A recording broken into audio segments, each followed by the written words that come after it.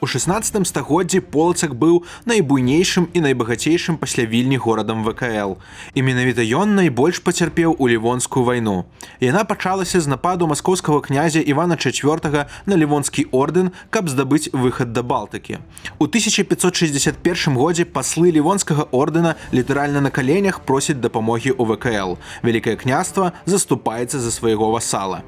У 1563 годзе войскі Масковіі захопліваюць увесь паўночны ўсход Беларусі разам з Полацкам. Парушыўшы абяцанні, Іван IV абвясціў палоннымі не толькі жаўнераў, але і ўсіх жыхароў.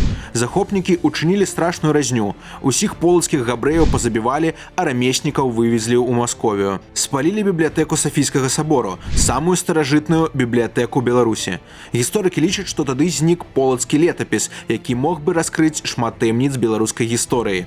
Разрабаванне і знішчэнне Полацку стала жахлівым ударам па вайсковай магутнасці і эканоміцы ВКЛ. Заслабелае княства пайшло ў 1569 годзе на унію з польскім каралеўствам. Полацак быў адваяваны ў 1579 годзе пад кіраўніцтвам караля і вялікага князя Стэфана Баторыя. Але 16 гадоў маскоўскай акупацыі не прайшлі без следу. Горад так ніколі не вярнуў сабе былога багацця і славы.